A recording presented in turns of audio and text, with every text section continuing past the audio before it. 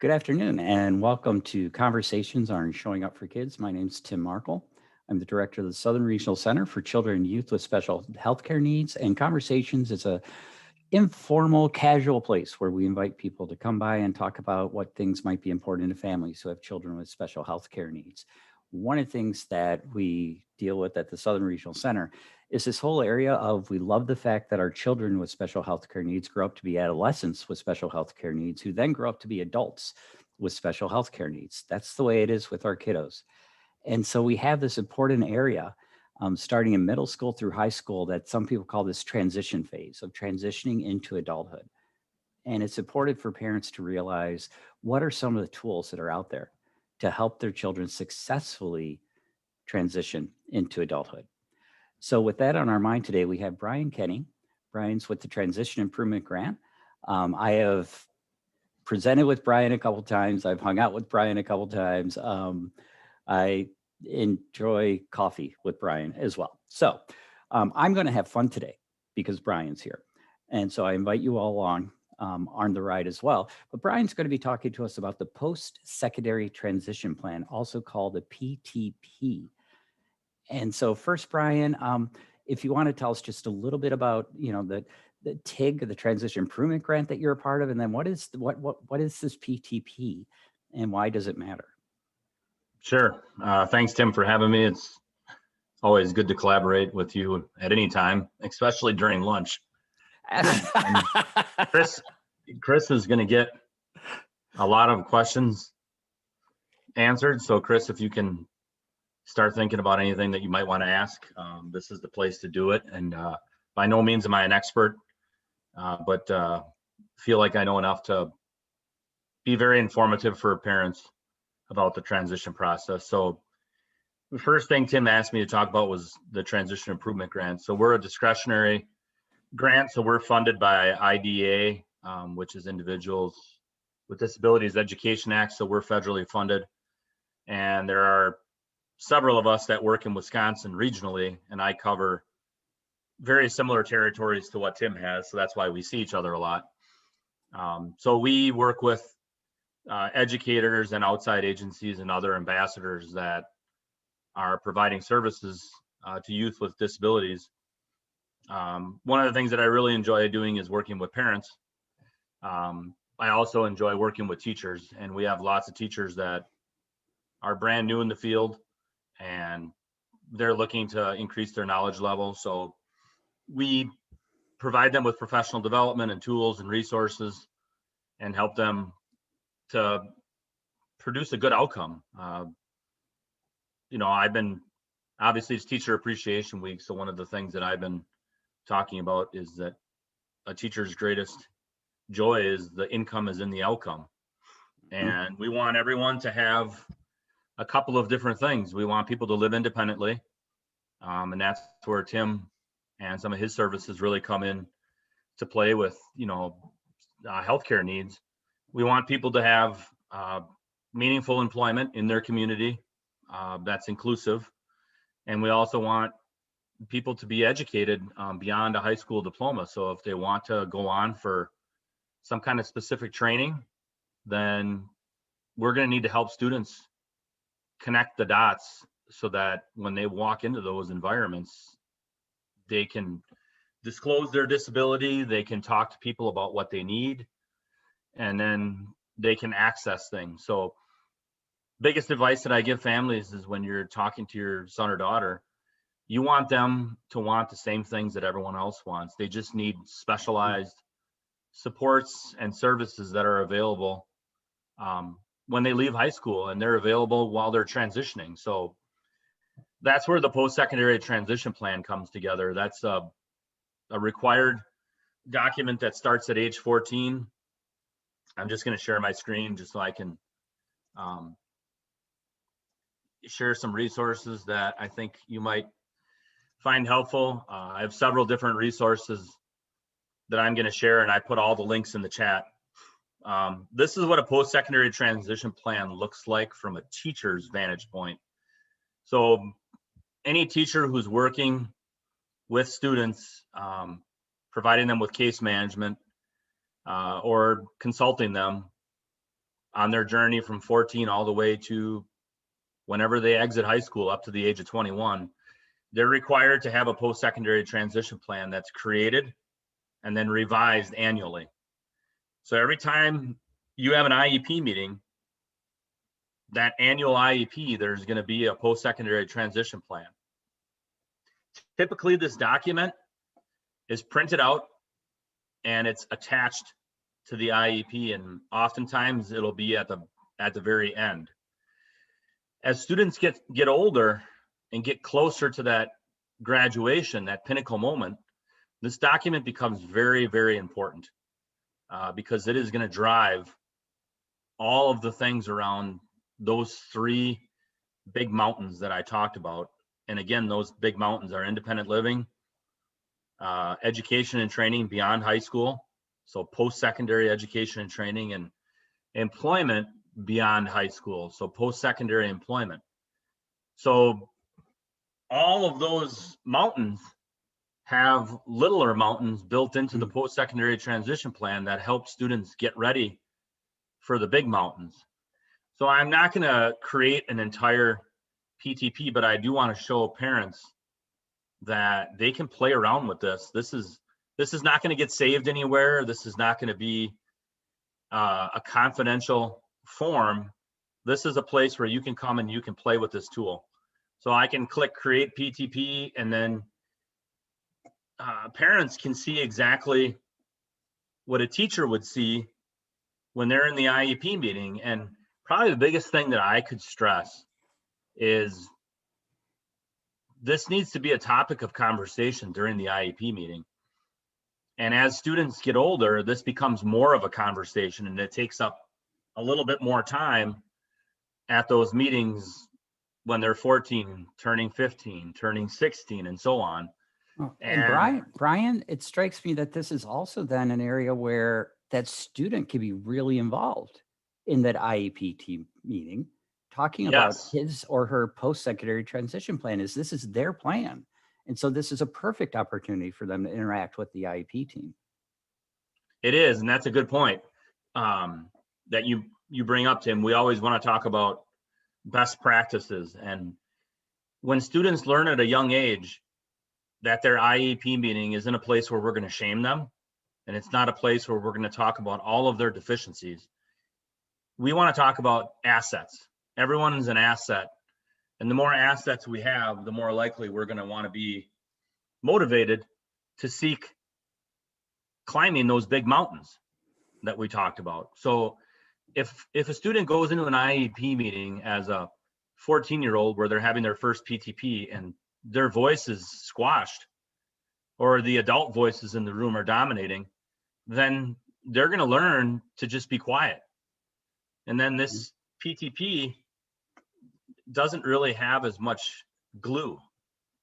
So there's 20 areas in this PTP, and you can see the big mountains are here. Here's mountain number 1, in no order. Here's mountain number 2, education and training, and here's mountain number 3, which is those independent living skills, steps 10 and 11.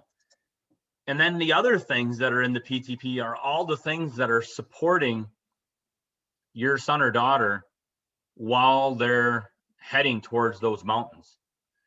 So I'll talk in greater detail about all of the things that are in here that are really helping push that along. And it all starts with a student having a voice, being a self-advocate. And I used to make IEP meetings kind of like a party. We used to have a little refrigerator under the table, and we kept bottles of water in there and juice boxes.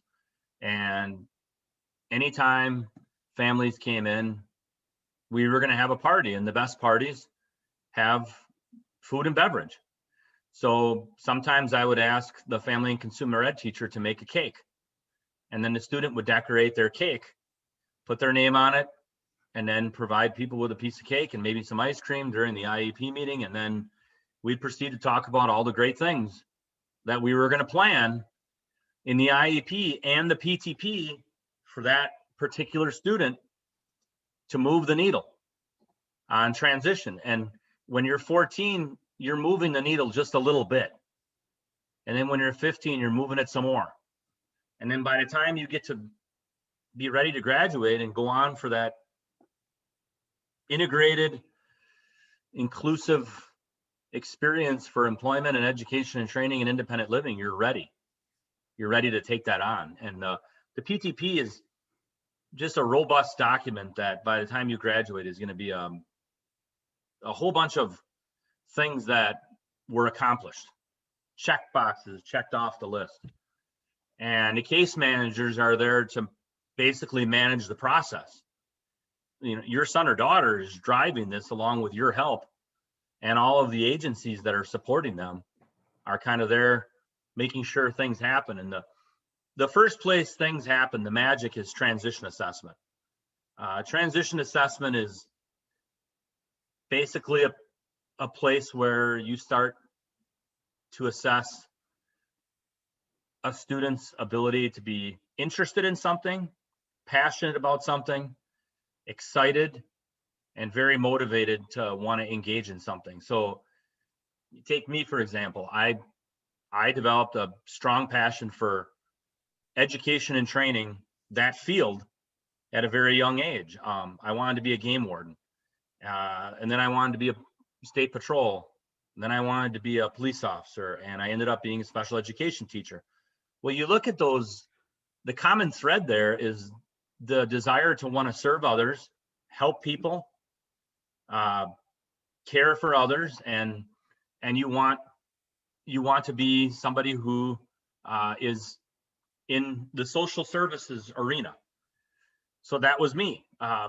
When students engage in transition assessments, and we have a really cool resource that we created a couple years ago that has a whole bunch of different sections to it. And I don't want to overwhelm people, but these different sections are places where students can come and their case managers and people supporting them, and they can find assessments that they can do that are really going to give them some formal and informal information about a young man or a young woman.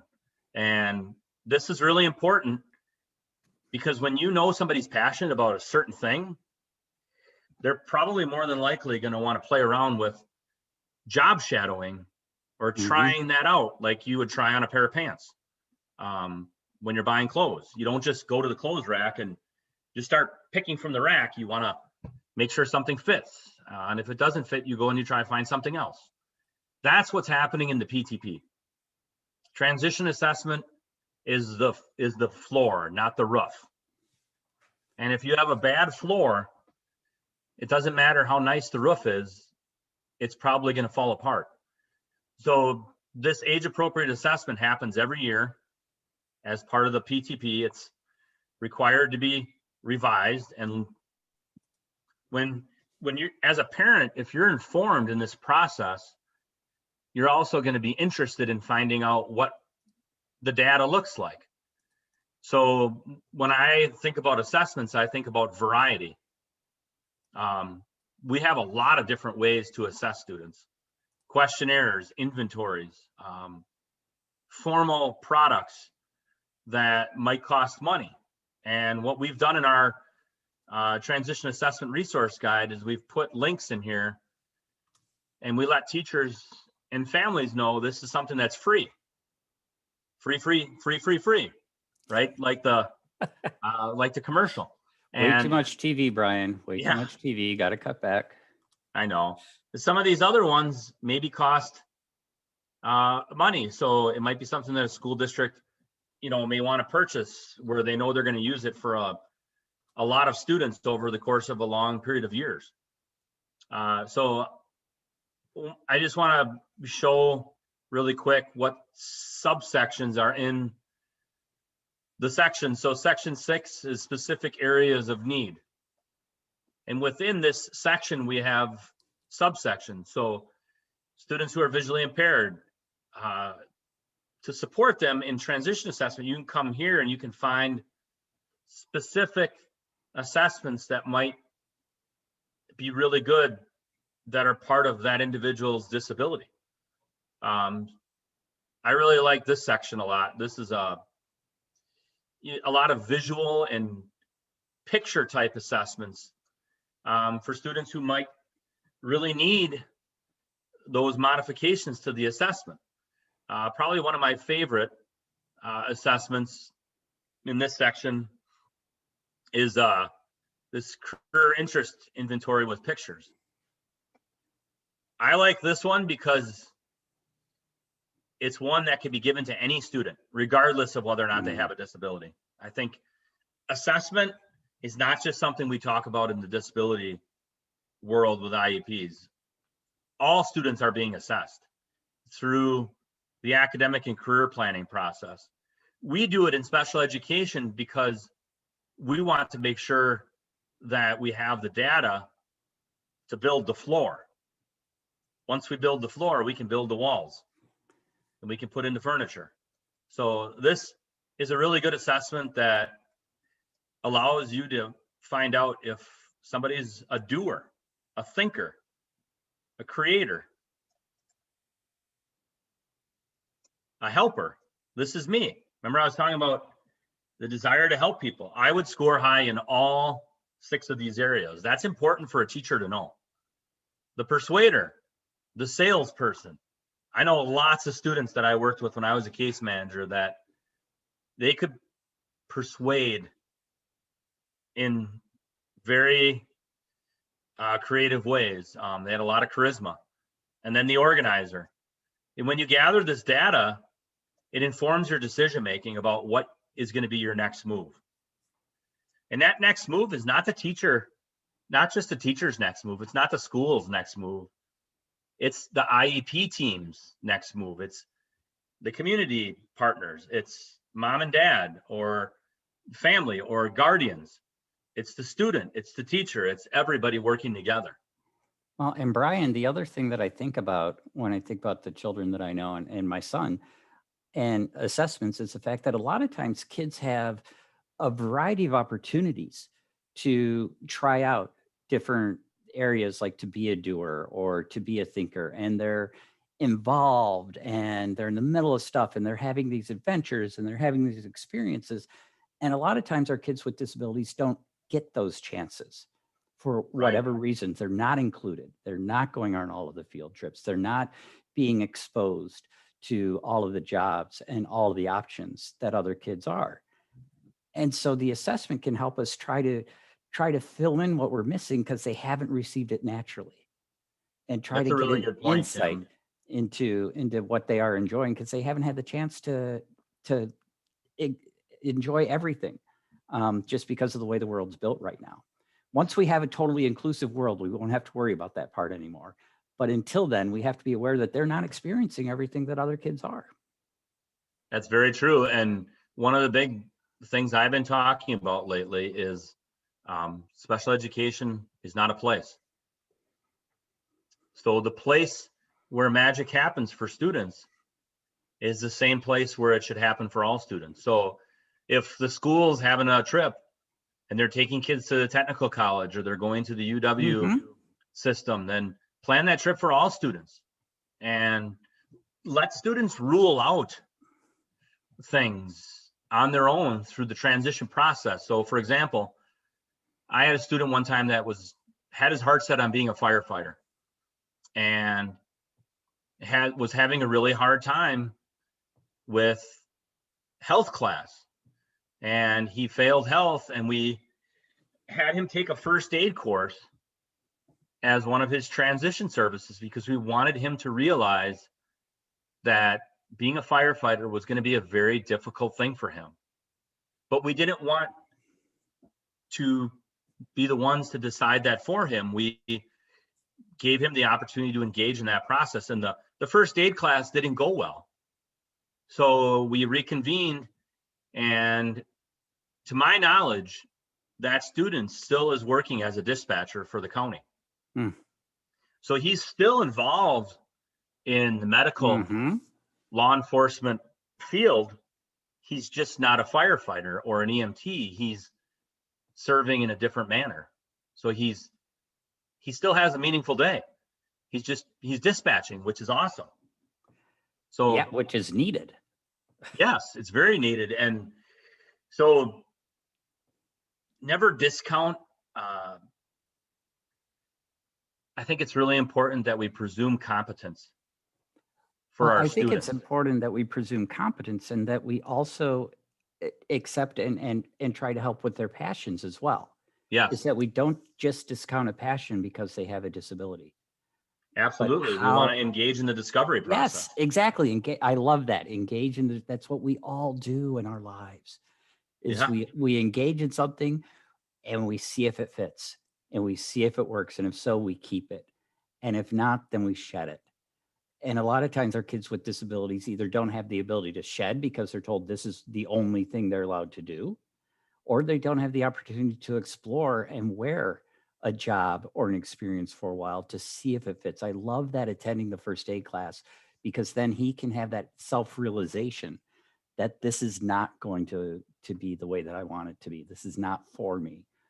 Doesn't right. mean I don't have a passion in the area. It just means in this area, this isn't where I'm going to be able to fulfill that passion. So let me find another area where I can fulfill that passion, another way.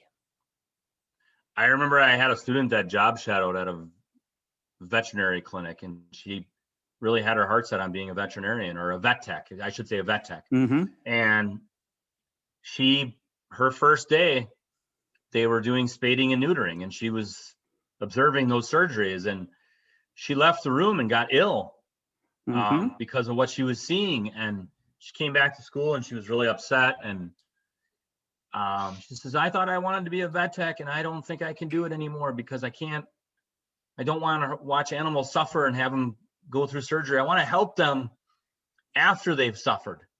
And it dawned on me that she wanted to care for the animals after the surgery. Mm-hmm. So we completely shifted gears. And to my knowledge, she's still working at Timbavati in the Dells, and is taking care of the animals in the zoo at the Timbavati Zoo in the Yeah. Dells. And so she's not a vet tech, but she is an animal caretaker. So she's still serving in that specific career cluster. She's just doing something Yeah. different. Yeah. She's serving in So, her passion area, what she's right. passionate And about. I think that's important that we acknowledge that and we support students in that journey.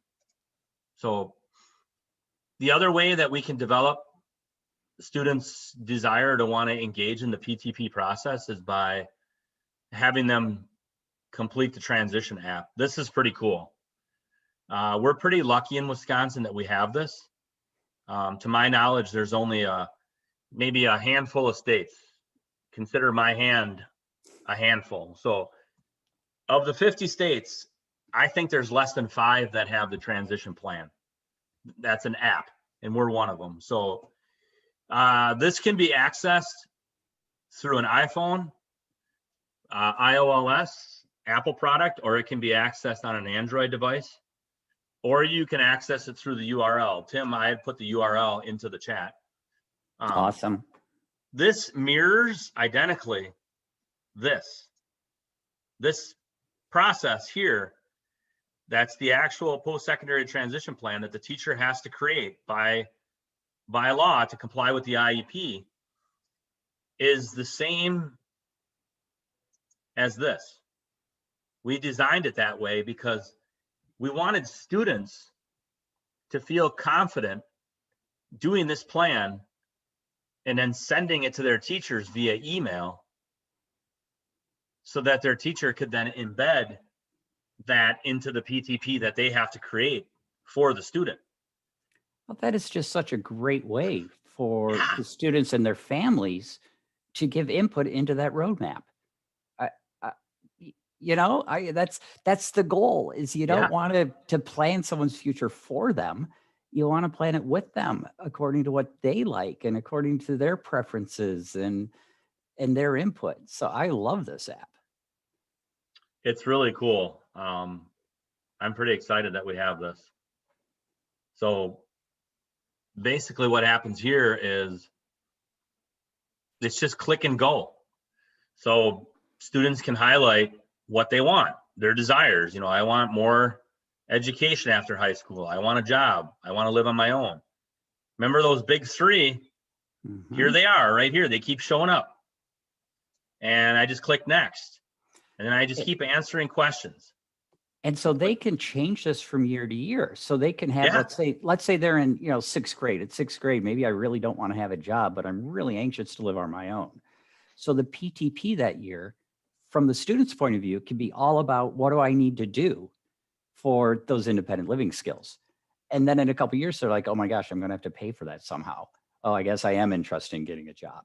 And then the PTP can adapt to look at their job goals as well. Is that, am I understanding that right? Yeah, this is something that has to be done in one sitting, and it can't be stored. That's one of the things that the app developers made very clear, is that for confidentiality and because of storage space would cost them an arm and a leg. And so we had to design this where it had to be done in one sitting, and it can only be emailed or printed directly. So what I tell it can't be saved as a PDF. It cannot be saved. No. Okay. No, it's really neat. Teachers are finding creative ways to incorporate this into a lesson for students. You know, when somebody asks you to do something and they want it done in a certain amount of time, that's going to be something that's going to be an expectation in the job world. You have to meet a deadline. So students can finish this up, and then they can email it to their teacher. They can email it to their mentor. They can email it to somebody from the ADRC who's supporting them. They can email it to their DVR counselor who's supporting them. They can email it to mom and dad. They can email it to whoever they want to. That's really cool. And then those teachers take that document and use it to inform the PTP. So now you're front loading the document with student voice and student preferences and interests. Yeah. It's pretty cool. Oh, and starting from that whole point of view of the student, instead of starting from the point of view of academics, I think is really important, because that does prepare them for life after high school, which is the purpose of all this. I also love this thing because I'm thinking about the families that I know that their student may not have the ability to sit in front of a keyboard and do this. But as a parent, you can almost interview your student, interview your child, and help them work through the questions that way as well. So they're not feeling like they're taking a test. You could go through it as a conversation. And that's why we wanted it to be something that could be available on a phone, because you can pull this up during your downtime on your phone, and you can do it, you know, at your leisure. You know how sometimes we need to differentiate and have something that's accessible through lots of different platforms. So this is one of those tools. It's very accessible, and it's very user friendly. It has little pop-up windows that say, hey, you know, you're going to be turning 17 here pretty soon. You know, these are the things that are going to be popping up on the radar screen. You know, at age 13 or 14, we have different things that pop up. You're just starting out here now. Okay, here's the things you want to keep in mind. Let's not squash your dreams. Let's provide you with support for your dreams. So even though a kiddo in junior high doesn't have to have until they're 14 a PTP as part of their IEP, they can go into this app and start thinking about that future and start planning for it and start mapping out what their goals are. My kids do one every year, and they're 12 and 8, and they've been doing one for the last 3 years. And it's really cool. My 12-year-old, well, he's going to be 12 in June. He just literally came up to me 2 days ago and said, Dad, I really want to fly planes. And that's the first I'd heard of that. I've been hearing State Patrol. I've been hearing natural resources. I've been hearing police officer, but this is the first that I've heard, flying airplanes. So how does flying airplanes connect to all the other things that he enjoys doing? It's something that is exciting. It's a rush. It's adrenaline producing. Mm-hmm. So he's very strong-willed boy. So he really likes adventurous things. And all of those jobs are just that. I mean, no day is ever alike in law enforcement or, natural resources, because you're seeing lots of different things. It's not a job where you're doing something repetitive. That's the same thing, day in and day out. So I think about how important this is for him, and he's only 12. So just imagine how crucial this is for a 15, 16-year-old, 17-year-old. Yeah, absolutely. And then again, with the fact that sometimes we forget to dream with our kids with disabilities, and they have dreams and passions too. And this is a way that we have, it gives us a place to sit down and dream with them, and to encourage their future, encourage their self-advocacy, encourage their growth, encourage them to live that meaningful life according to what they consider to be a meaningful life, what's important to them. Yeah, absolutely. And it all starts in middle school. And this is where we get a lot of questions. What do we talk to middle schoolers about who say, I don't know what I want to do. I want to be a YouTuber, or I want to run my own business. Very, very far-reaching goals, something important, but we need to help them really fill in the gaps and narrow things down. But it doesn't need to happen immediately. I mean, they're going to be 14, right? So we want to provide resources to parents, families, guardians, teachers, and agencies about how we get started. What do we do to get started in the transition process in middle school? What are some of the talking points? What are some of the important things we want to address? This is where we created this resource that provides a lot of helpful links to families. It talks about each of the sections of the PTP. Remember, I talked about, age appropriate transition assessments, and how that's, you're setting the floor in the house, or the basement, depending on if you have a basement in your house. And here's that link to that live binder that has all those transition assessments. So the things that I'm sharing right now that I've already shared with you, Tim, are all of the things that we share with teachers. So that is awesome, because parents want to know what the schools have available to them, because parents can sometimes, if they have access to it, they know their kids so well that they could say, ooh, I came across this thing and it really connected with them. So can we incorporate that? Yeah. And we have some sample PTPs down here for a couple different fictitious middle school students. So parents can click on those and see if these might be helpful, so they can see an example. So one of the things that we enjoy more than anything is we don't want to talk about the beginning of the journey, and we don't want to talk about the middle, and we don't want to talk about the end. We want to talk about the entire process. So if we follow a process and we enjoy that process and we give students lots of experiences, the product will take care of itself. And it usually does. I've been hearing lots of great stories from teachers that we started supporting in the middle school program, and those students have either exited or will be exiting soon. And we keep tabs on how they're doing. And it's amazing when teachers work with families in collaboration and they work with agencies, and we all have this connected role, the chance of the outcome being meaningful and focused on community and inclusive,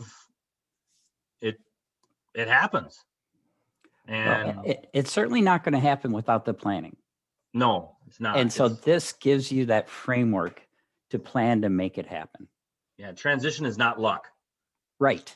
You don't want to roll the dice and hope that it works out well. No, There are steps we could take to ensure that success. Right, and that's why I really promote this document, because it sets the floor. It's the beginning of the journey. So, well, I'm going to take a short break to see if there are any questions in the chat, or if the people that are joining us live, if they would have any questions, and give you a moment to think about that with the chat, or think about it.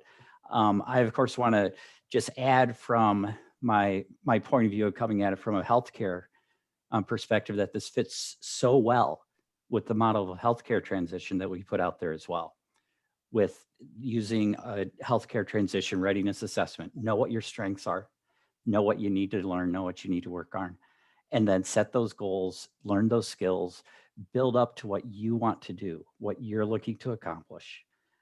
It matches so well that I just really enjoy working with the PTP and the education system, because it meshes really well with healthcare. it does. I have 2 kids with IEPs. One is going to be graduating this year, which is a frightening thought. Because it just like, wait a minute, 18 years went by already? No way. Blink of an eye. Right. And then I've got another one who hopefully will be graduating in a couple of years. But and my oldest has had an IEP since 1st grade. My younger son only, since middle school. So I've been involved in numerous IEP meetings for both of them. And from middle school on, every single time the transition plan has been glossed over. Here it is. You can read it over in on your own time, but it's not a priority right now. And that's disappointing, because it's, there's almost nothing to it. It's almost like they, really didn't put a whole lot of effort into putting anything together that can be built upon. And it sounds like, this plan is something that's meant to be built upon as a student ages and is supposed to start figuring out what they want to do after high school. How can we better encourage these case managers to spend a little bit more time in developing a quality plan for our students? Chris, that I want you to know that this is a very common issue, and it's a lot of times it's not an issue of somebody not wanting to do something. It's an issue of somebody maybe not knowing what is best practice. So that's one thing I really like about my job is we really encourage families to take a front row seat.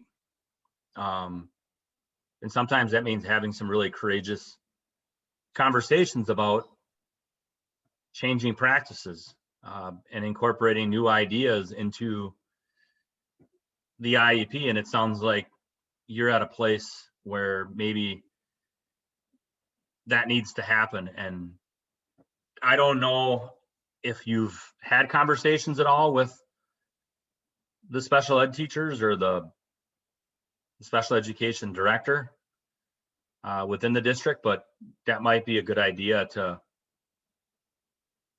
just show them some of these resources and ask for some of their time to bend their ear, and do it in a manner where you're trying to help, not be pushy or bossy, but you're just trying to be helpful. Because all schools that I work with, when families are engaged in any process, things are way better because we're working in partnership. We're not working in isolation, and it's going to take time. These things don't change overnight. And I know that, you're probably wanting things to happen really quickly because you have somebody graduating. So I want to just make sure that I encourage you to be professionally pushy, if that makes any sense. Yeah. And Well, the nice thing is that, my oldest is going into the Campus Connect program. Nice. through Eric Hartz's program. Yeah. Oh, that program is really good. So hopefully that'll also help with the transition process. And of course, we have a review revise meeting coming up. That I can tell you right now, that will help. Yes, Eric, make sure Eric is involved in some of those meetings if he can be, or his staff. I know he has a couple of, I haven't talked to Eric lately, but I know he had paraprofessionals that were helping him on site on the campus. And things probably look different this year because of, the pandemic and COVID. But yeah, Eric he's a catalyst for making things happen. I like Eric a lot. Oh, good. And hopefully, this will be an opportunity to kind of build on this transition plan, which is basically just kind of identified what he wanted to do for a career potentially, and not much else. Not, no outline of, okay, well, how do we get there? See, or even asking, is this realistic? Because he wanted to go into the military. They're picky. They have a right to be picky. Yes.